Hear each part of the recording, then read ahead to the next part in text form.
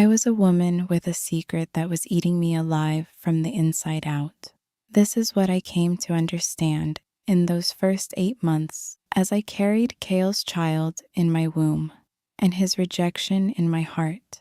The great stone halls of Stone Peak Keep echo with the weight of history and power, but they did not know my weight, the burden I carried in silence, the truth I kept locked away behind my careful composure and my weathered journal. Torches flicker against walls carved from obsidian and granite, casting dancing shadows across faces and corridors, and the cold stone floor of my small chamber where I watched my body change and my world transform. I had become a different woman in those months, not visibly to everyone else, but to myself. I was becoming a mother.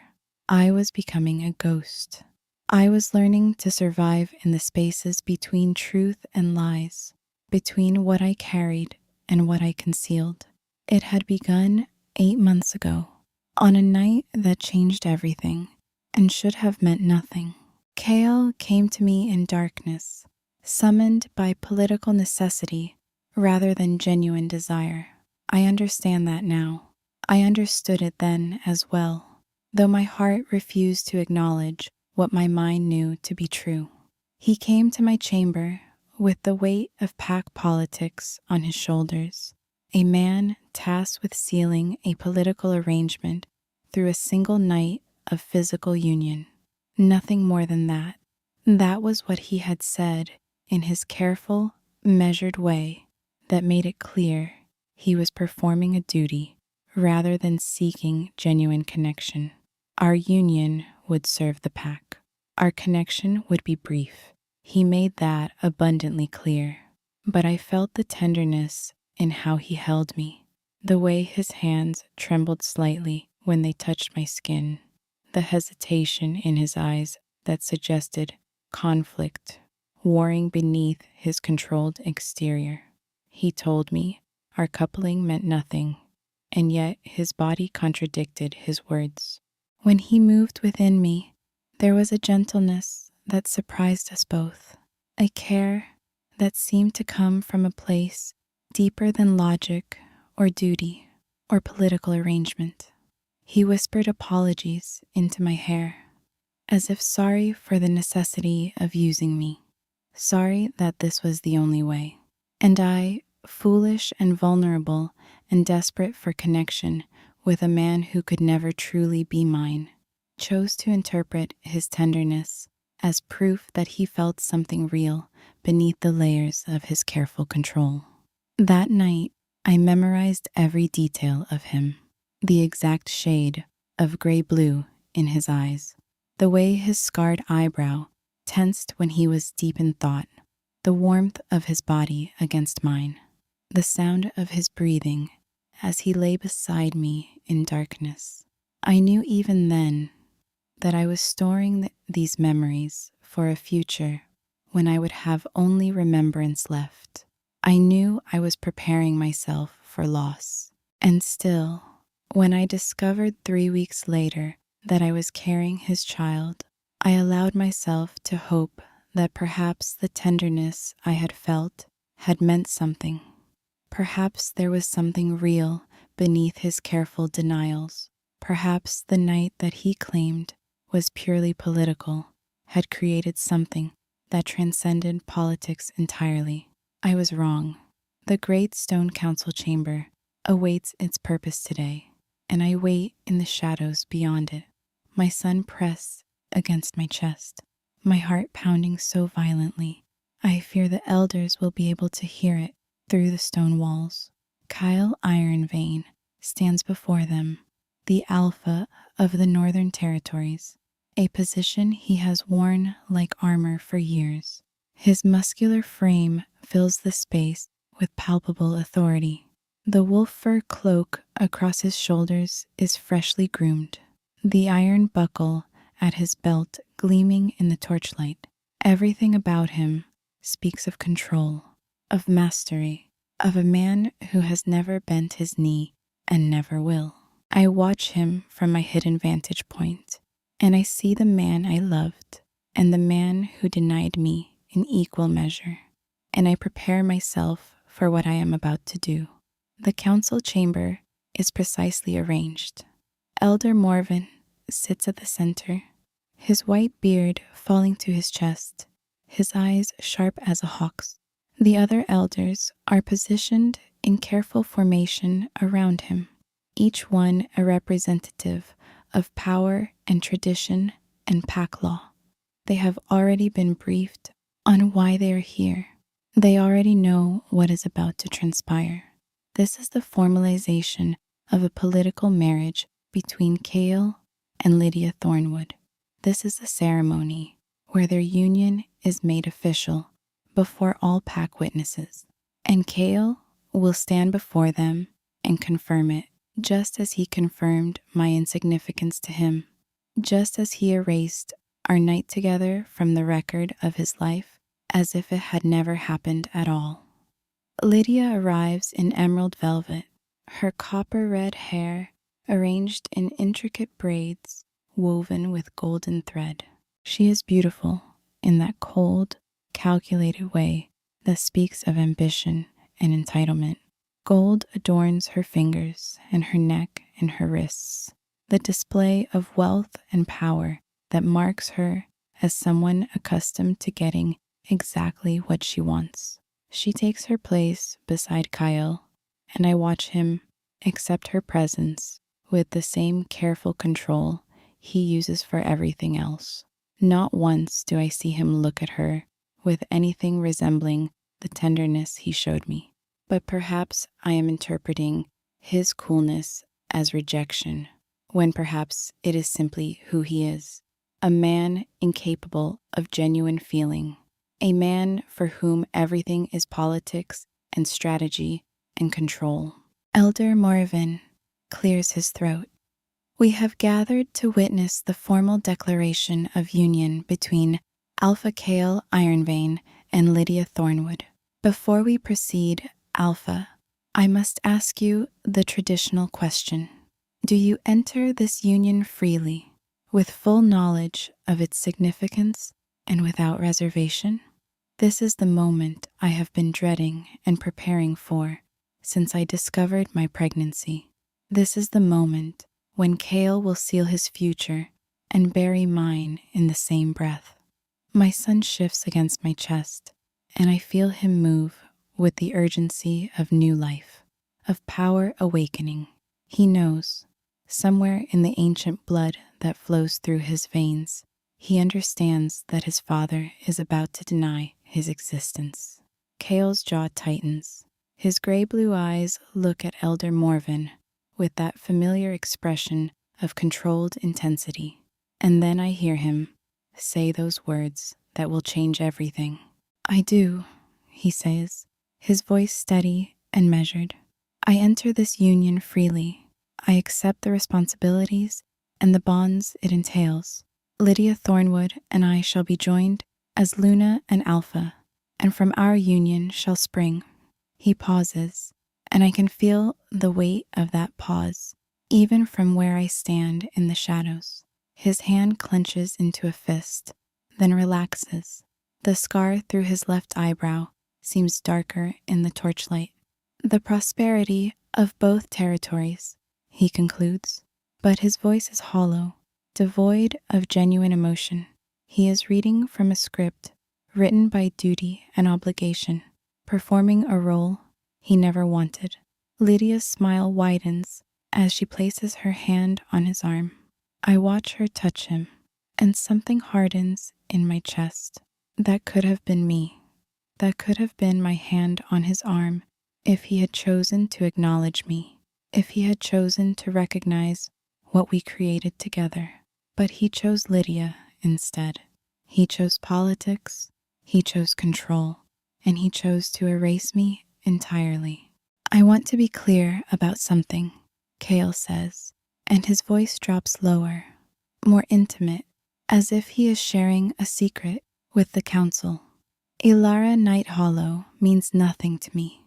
She never has. Whatever has transpired between us was purely a matter of political arrangement. a temporary convenience and nothing more. I want the council to understand this completely. She means nothing. The words hit me like a physical blow, though I knew they were coming.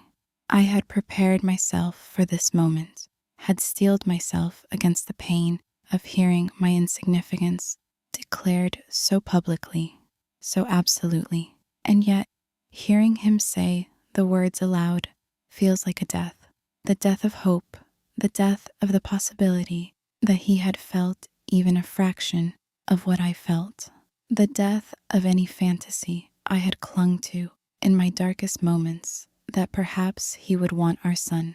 My son is still, as if he too understands that his father has just denied his existence. The golden glow in his eyes brightens, a response to the proximity of the man whose blood flows in his veins, whose power he carries as his inheritance.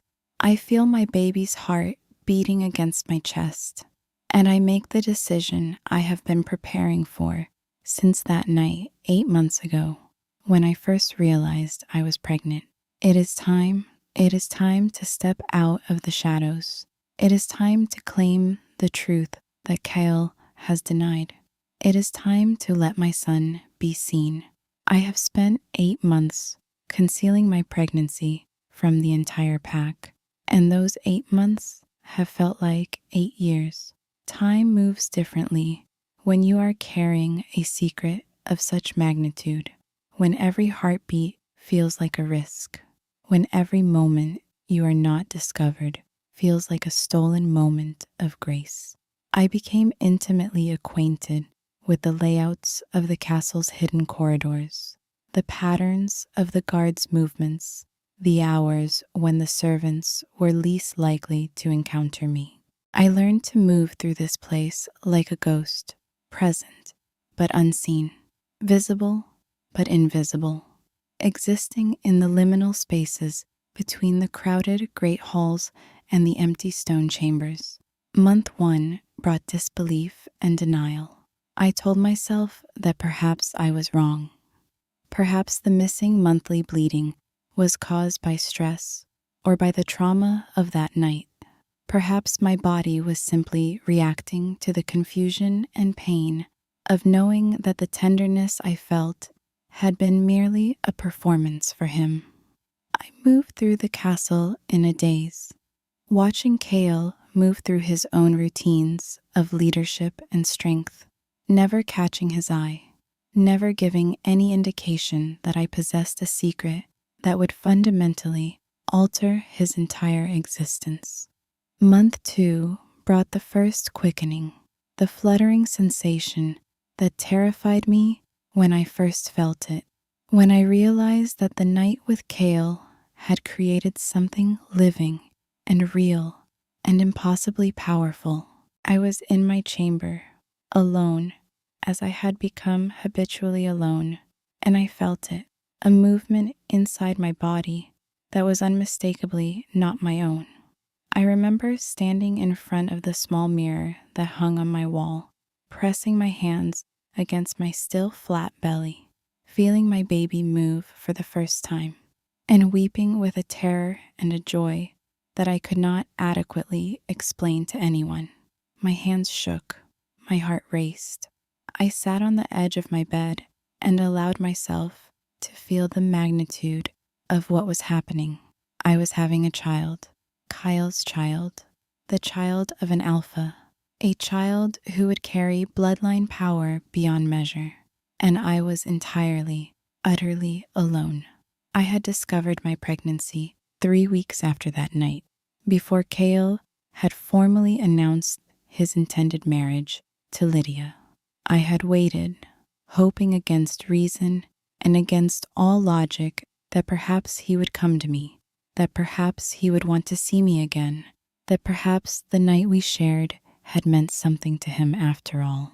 But he did not come. Instead, he moved through his public life with the ease of a man who had completed a transaction and was now ready to move forward to the next obligation.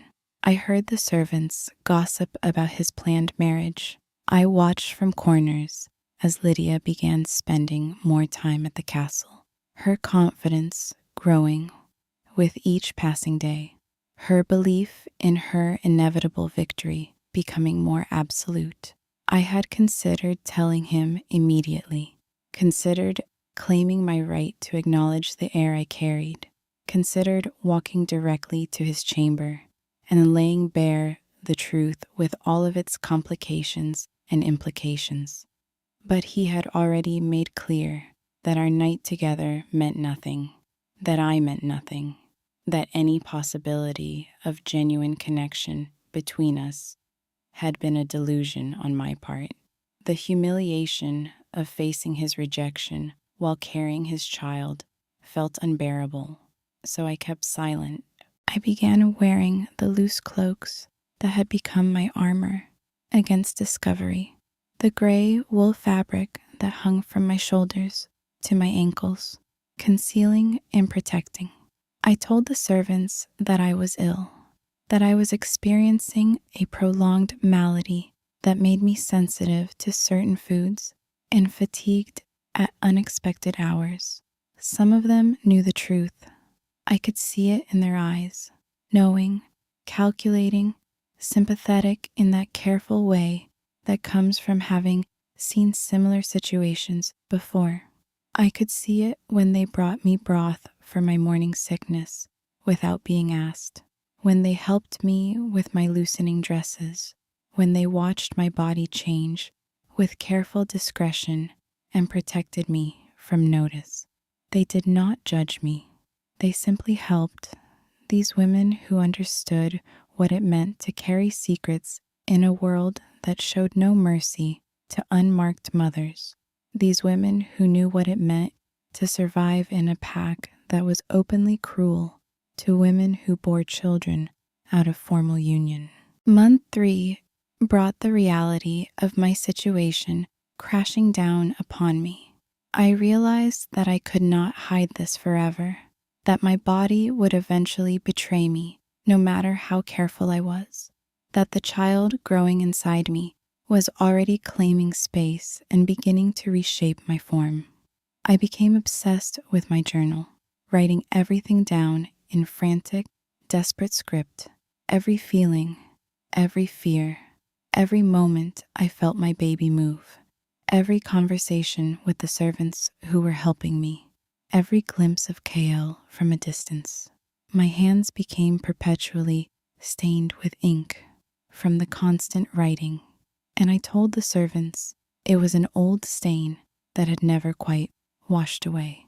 The journal became my confidant, my witness, my evidence that this pregnancy was real, that my child was real, that I was not simply imagining an entire life that existed inside my body. By month 4, my belly was showing despite my efforts to conceal it. The loose cloaks were no longer sufficient. I was wearing my gray wool cloak constantly, even in the heat of the castle, keeping it wrapped tightly around my body to hide the truth. I moved with care, always aware of my changing body, always conscious of the risk of being discovered. The servants were more openly protective of me by then, forming something of a barrier between me and the rest of the castle. They made excuses for my absences. They covered for me when I needed to rest. They brought me the foods that my changing body craved. A woman named Mora, who served as the castle's healer and midwife, came to my chamber in secret and examined me with gentle, knowing hands. She was old, perhaps 60 or 70, with weathered skin and kind eyes that had seen countless births, countless secrets, countless women in situations similar to mine. "This is a strong pregnancy," she told me, as her hands moved across my belly with the practiced certainty of someone who had done this many times before. She told me that I was carrying an alpha heir. She could feel it in the magical resonance that emanated from my womb. in the way my body carried the child, with an easiness that spoke of compatibility between bloodlines, in the way the power simply radiated from inside me when she placed her hands against my skin. She confirmed what I already knew, but had been afraid to acknowledge. My baby was powerful. My baby was real. My baby was going to be undeniable, no matter how much Kyle tried to deny him. You cannot hide this much longer, Maura told me during one of our secret examinations in month 4. The power radiating from this child will become too obvious for anyone with sensitivity to magic to ignore. You need to decide what you are going to do, Ilara. You need to prepare yourself for the revelation, because it will come. I knew she was right. I could feel it myself, the way the golden power inside me was growing, the way it seemed to intensify with each passing week. My secret was not truly secret at all.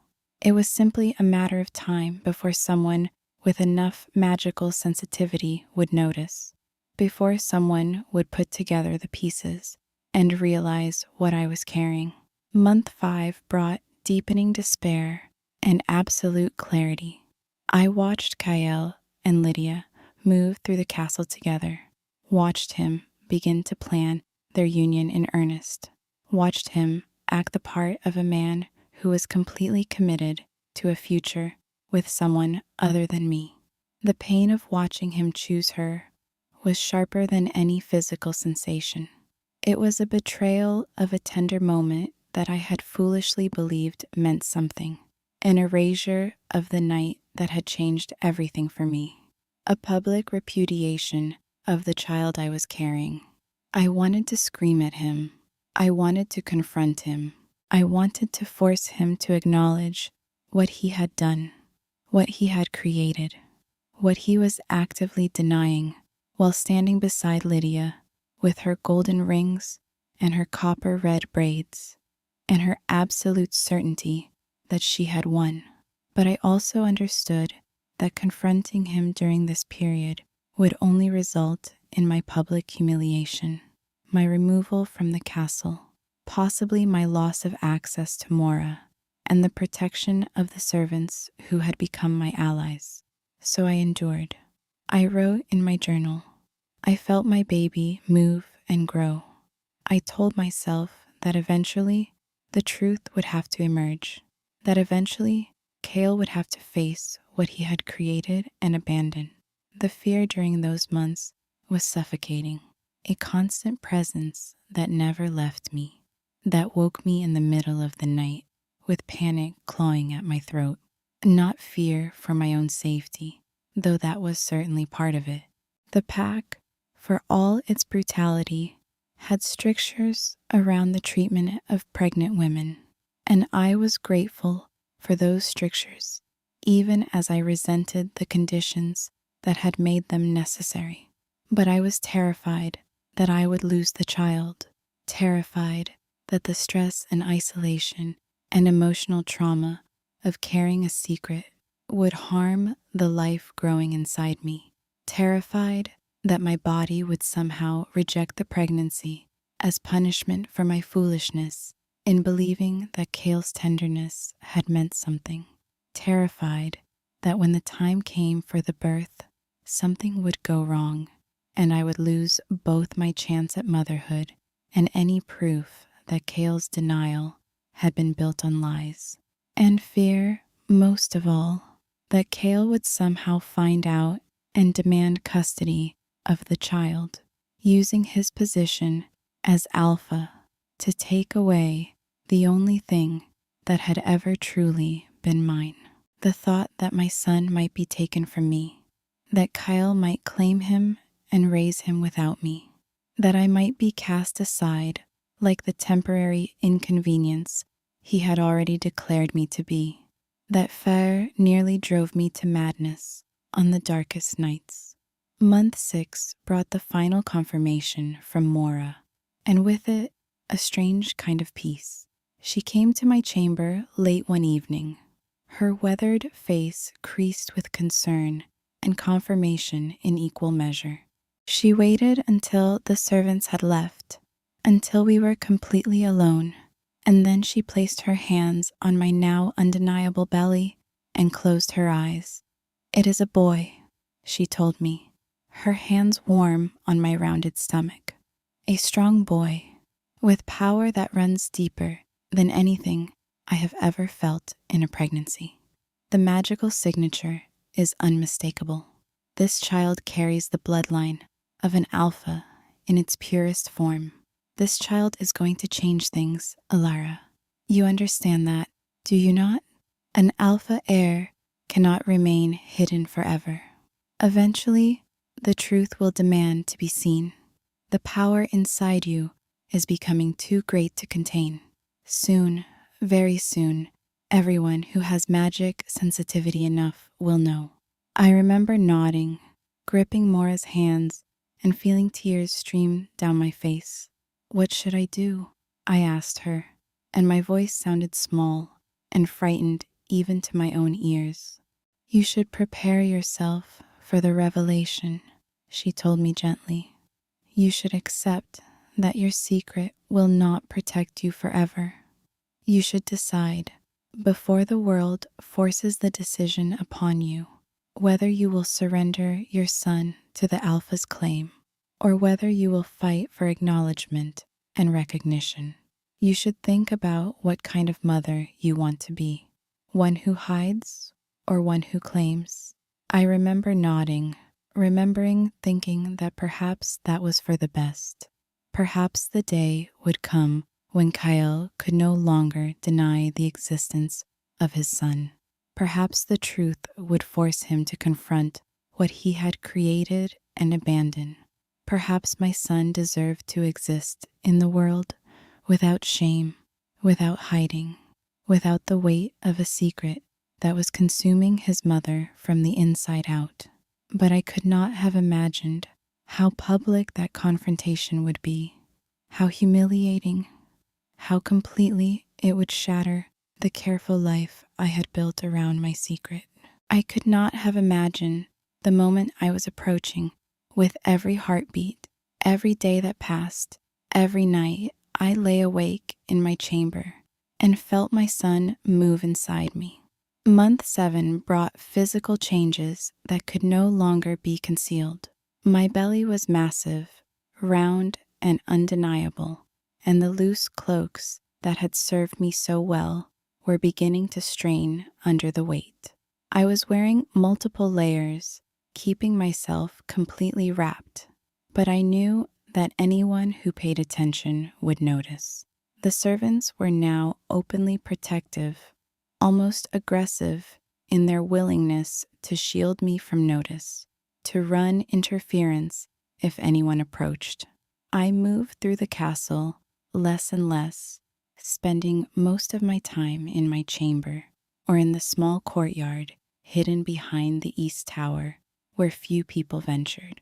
I was preparing myself. I was reading my journal and remembering every moment of those 8 months, the terror, the love, the rage, the resignation. I was beginning to understand what Mora had meant about needing to decide who I would be when the truth emerged. Month 8 brought the knowledge that my time was running out. The contractions began occasionally, then more frequently, my body preparing itself for the birth that would inevitably expose my secret. I was at a feast, standing in the shadows at the edge of the great hall, watching Kale and Lydia stand together as he formally announced their pending marriage to the assembled pack. The contractions hit me like waves, sharp and sudden, stealing my breath and forcing me to clutch at the stone walls for support. The pain was immense, but it was also clarifying. I understood in that moment that my son was coming. The pregnancy was nearly at its end. My secret was about to be unleashed upon the world, whether I was ready or not. I made my excuse to the servants nearby. a sudden illness, a need for air, and slipped away from the feast. Down the corridors I had memorized during my months of careful isolation, to the small cottage beyond the castle where Mora had agreed to attend my birth. The walk seemed to take forever. The contractions were becoming more intense, more frequent. I was terrified that I would not make it, that I would give birth in the corridors of Stone Peak Keep and reveal myself to the entire pack in the most public and humiliating way possible. The labor took an entire night, a night of pain and fear and wonder combined. I was alone, except for Mora and one trusted servant, a woman named Kess, who had cared for me throughout my pregnancy and who had become something like a sister to me in my isolation. Kess was perhaps 10 years older than me, a woman who had borne and lost a child of her own years ago, and who had devoted herself to helping other women in similar circumstances. She sat beside me through the entire labor. She held my hand. She spoke to me in low, soothing tones that seemed to ease the pain somehow. Mora coached me with the certainty of someone who had attended hundreds of births, who understood the rhythms and patterns of labor, who knew what my body was capable of. They reminded me to breathe, told me that my body knew what to do, told me that the pain was purposeful, that I was strong, that I was going to survive this and emerge on the other side as a mother. And when my son was finally born, when I felt him leave my body and enter the world, when I heard his first cry, a sound so powerful, it seemed to shake the very stones around us, a sound that carried with it the unmistakable resonance of alpha bloodline power. I understood that every moment of pain and fear and isolation had been worth it. Mora cleaned him, wrapped him in soft linen, and placed him in my arms, and I looked down at my son for the first time. His eyes opened, and they were golden, not a normal newborn color. I had seen enough infants in the castle to know what newborns usually look like, but this child, my child, had eyes that glowed with a luminous, unmistakable, golden light that seemed to fill the small cottage with its radiance. The light was not harsh or strange. It was beautiful. It was powerful. It was undeniable. Mora gasped, a sound of wonder and something like awe. Kess made a sound of wonder and fear combined, and I held my son to my chest and wept, understanding completely that I was now holding the future of the entire pack in my arms, understanding that my secret could not possibly remain hidden much longer, understanding that everything I had endured had been merely the prelude to what was coming. I named him Ronan, after my grandfather, a man who had stood for truth even when truth was costly, even when it would have been simpler to remain silent, even when the truth would have been easier to deny. I named him on the winter solstice at midnight under the light of the full moon, and Mora said she had never felt such power radiating from a newborn, such absolutely undeniable proof of alpha bloodline heritage. This child, she said, her voice trembling with the magnitude of what she was witnessing, will change the face of the pack. His power is not something that can be hidden or denied for long. You have perhaps weeks, maybe a month at most, before the magic radiating from him becomes obvious to anyone with sensitivity. You need to be ready, Alara. You need to know what you are going to do. And now, 8 months of concealment behind me, I step into the council chamber with my son in my arms, my heart in my throat, my emerald eyes fixed on the man who created this child and then denied him. The great stone halls of Stone Peak Keep echo with shock and revelation as I walk through those doors. Every eye turns toward me, and I feel their gazes like physical force. I see the elders stiffen in their seats. I see Lydia's beautiful, confident expression shatter like glass. I see Cale Ironvein stare at me and my son as if the entire world has shifted beneath his feet, as if all of his careful control and denial have been demolished in the span of a single moment. The doors at the far end of the council chamber stand open behind me, and I have emerged from the shadows where I have hidden myself and my secret for so long. I have come to witness this ceremony, as is the right of any pack member. I have come to hear the words spoken in this chamber, and I have come to present the truth that Cale has spent 8 months trying to deny. I walk forward slowly, my movements measured and deliberate, my emerald eyes never leaving Cale's face. With each step, the golden light from my son's eyes seems to intensify, filling the chamber with an otherworldly radiance that no one can ignore, that no one can deny, that proves beyond any doubt the power of the bloodline he carries. Alara, Elder Morven says carefully, his initial shock transforming into calculation. What is the meaning of this interruption? My voice, when I speak, is quiet, but carries a clarity that reaches every corner of the stone chamber. I have come to witness this ceremony, as is the right of any pack member. I have come to hear the words that were spoken, and I have come to present a matter of considerable importance to the Alpha and the Council. I look directly at Cale, and for just a moment, my carefully constructed composure cracks.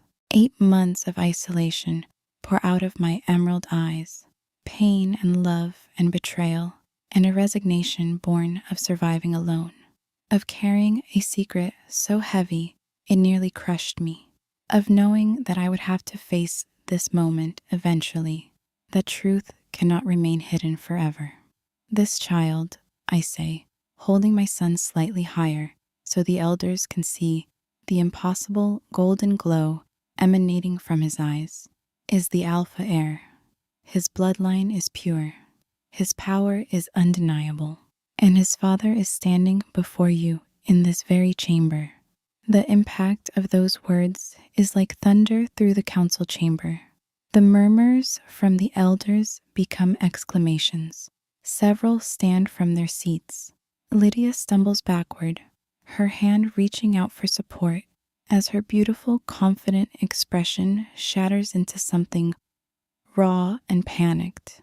And Kyle stares at me and my son as if the entire world has shifted beneath his feet, as if everything he believed about his own life has been demolished in an instant. How long? He asks, his voice barely audible. Since the night you came to me, I answer, my voice steady despite the turmoil in my chest. When you told me it meant nothing, when you said it was purely politics, I discovered the pregnancy 3 weeks later. I have carried this child, given birth to this child, and cared for this child alone, because you could not see me as anything more than a temporary convenience. I pause, and I feel my hands tremble slightly around my son, though I will my voice to remain steady. I did not come here to disrupt your life, Cale, I continue. I came because the pack deserves to know the truth, because this child deserves to be acknowledged, because the council deserves to understand what they were arranging and what it would have meant for the pack's future to have an unrecognized alpha heir hidden away in the shadows. Elder Morven is on his feet now. This is extraordinary. The child must be examined immediately. If what you say is true, if this is indeed an alpha heir, then everything changes. Everything was always going to change, I say, and there is resignation in my voice, the weight of someone who has known this moment was coming and has prepared for it in the only way possible, by surviving, by enduring, by carrying the truth in silence until the moment when it could no longer be contained. The only question was whether Kyle would face the truth or whether he would continue to pretend it did not exist. I look at him directly, and Kale finds himself unable to look away from me.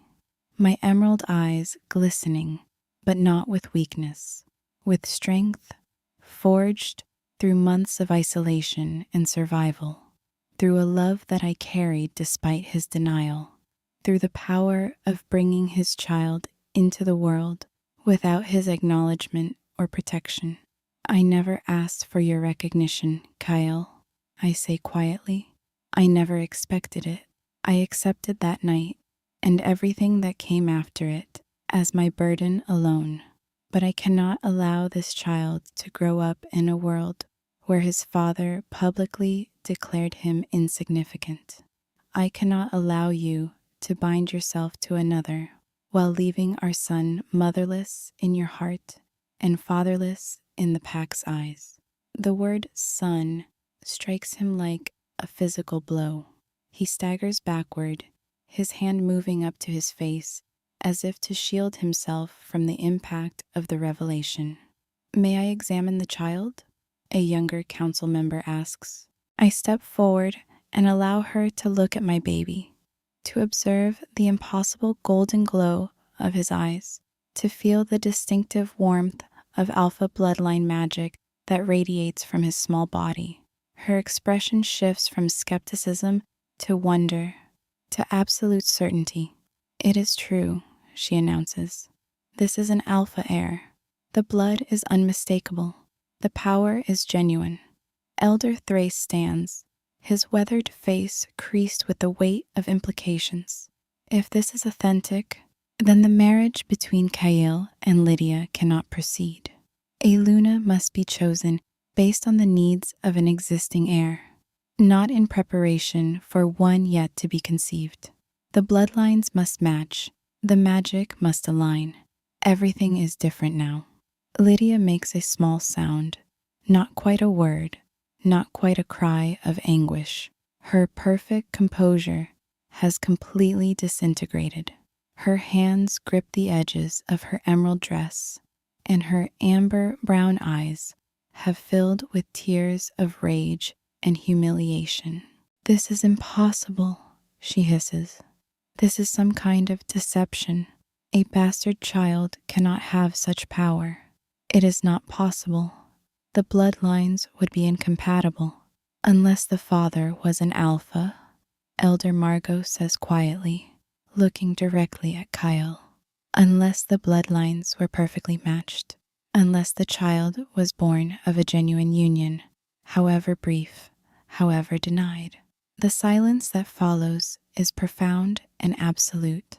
Kyle has not moved. He is staring at his son with an expression that seems to contain every emotion a human face can hold simultaneously. There is shock, certainly. There is the beginning of understanding, and with it, the dawning realization of everything he has missed, everything he has denied, everything he has lost by choosing duty and politics and control over the chaos of genuine feeling. But beneath all of that, there is something else. There is the recognition of a bond that transcends words and ceremony, a connection that exists on a level deeper than anything the council chambers or political alliances or carefully constructed marriages can touch.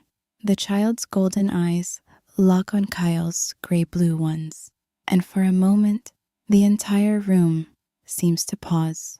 It is as if my baby recognizes something in the alpha, some essential part of himself that mirrors what he sees. The golden glow intensifies, becomes almost blinding in its brightness. His name is Ronan, I say softly. Ronan Nighthollow. I named him after my grandfather, a man who stood for truth even when truth was costly. He was born on the winter solstice at midnight under the light of the full moon. His first cry shook the stones of the cottage where he entered the world.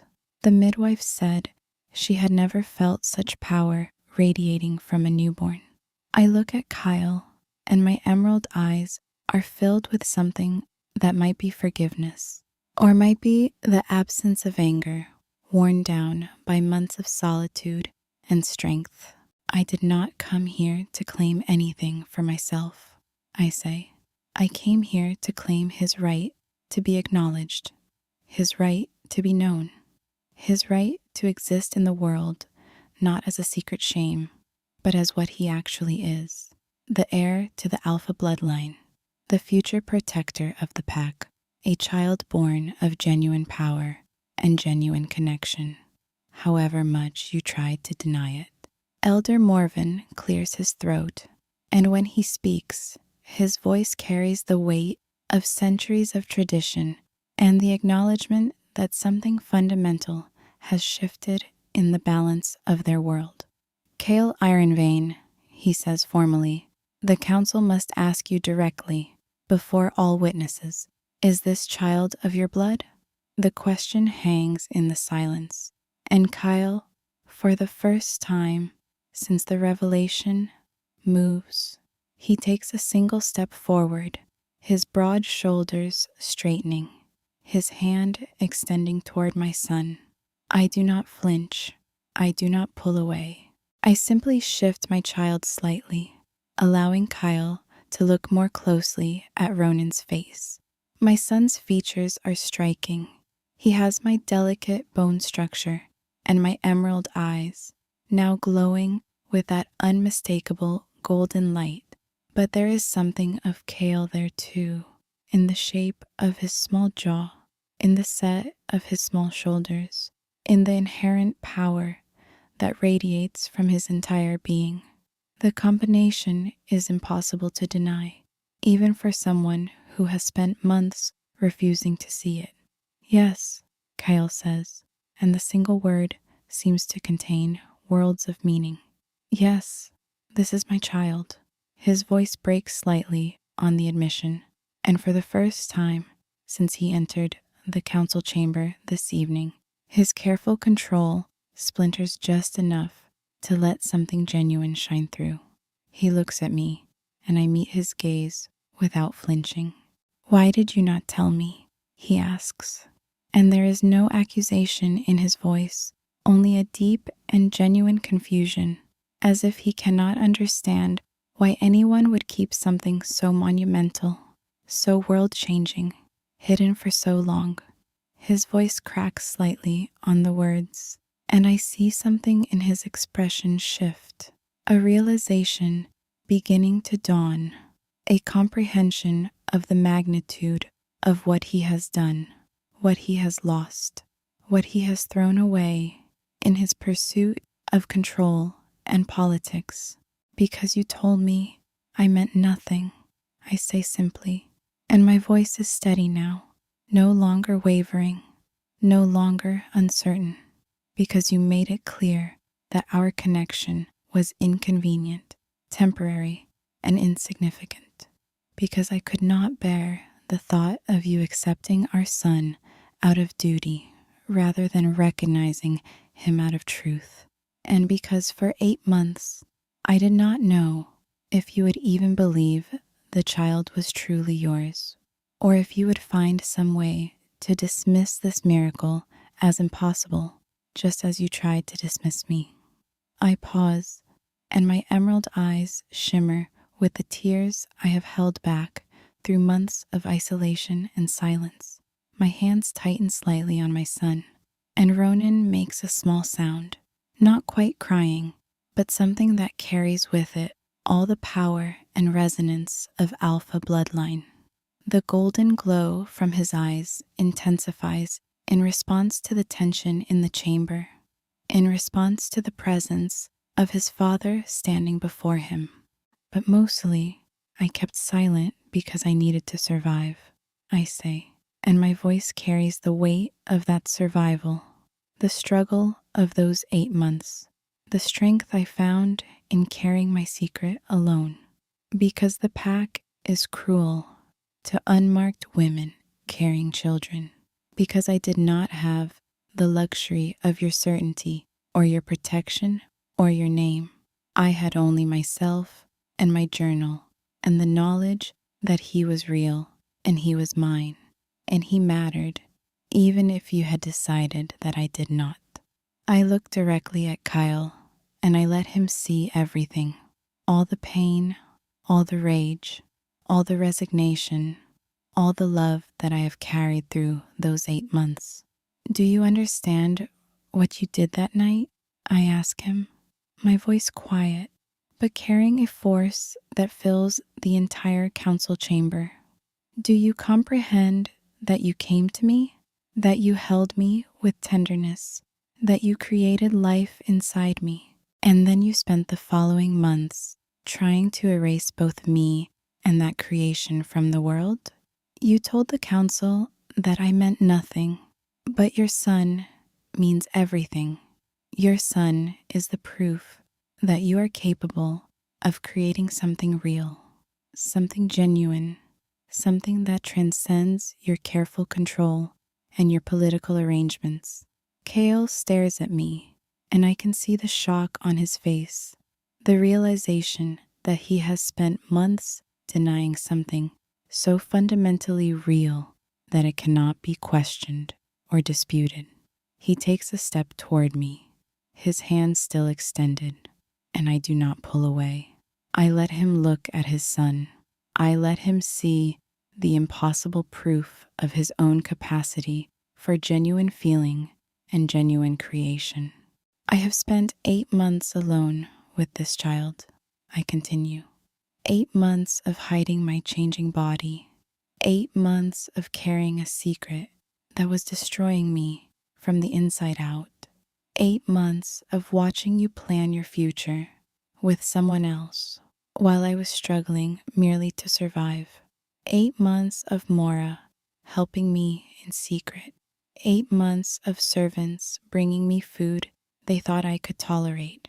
Of servants making excuses for my absences. Of servants risking their own positions to protect me because they understood what the pack would do to an unmarked woman carrying an alpha heir. I look past Kale to the council members, and I see understanding beginning to dawn on their faces. They are beginning to comprehend not just the fact of the child, but the magnitude of what this child represents. Not merely a bastard heir, but the product of genuine union, a child who carries the undeniable bloodline power that speaks to the compatibility and strength of that union. I gave birth to this child in a cottage beyond the castle walls, alone, except for a healer and one servant who has risked everything to help me, I say, and my voice shakes slightly with the emotion I am allowing myself to feel for the first time since I stepped into this chamber. I held him for the first time and understood that I was responsible for raising the future of the entire pack. I have fed him. I have cared for him. I have loved him with a fierceness that nearly consumed me. And I did it all without any acknowledgement, without any recognition, without any protection from the man who created him. Kale makes a sound, not quite a word, but something that carries with it profound emotion. He sinks to his knees before me, his broad shoulders sagging under the weight of realization and regret. For the first time since I have known him, the unshakable alpha allows his carefully constructed facade to crumble completely. The council chamber is completely silent. Even Lydia has fallen quiet, her face a mask of shock and pale fury. The other elders are exchanging looks that suggest their entire understanding of the evening's events has been fundamentally altered. Elder Morven stands and addresses the chamber, with the formality of one making a pronouncement that will echo through history. The marriage between Cale Ironvein and Lydia Thornwood is hereby dissolved before it can be formalized. The bloodlines do not align. The alpha heir has been recognized, and his position is not in question. The council will now need to determine the appropriate path forward, both for the acknowledged heir and for the alpha's choice of Luna, which must now consider the new reality we find ourselves in. He looks directly at Kyle, and his aged eyes are not unkind. Alpha Ironvein, you have much to consider tonight. A child, a mother who has endured alone, a future that is no longer what you believed it to be. I would suggest you take this time to acknowledge what is real, what is true, and what actually matters in the life you have been given. Kyle nods slowly.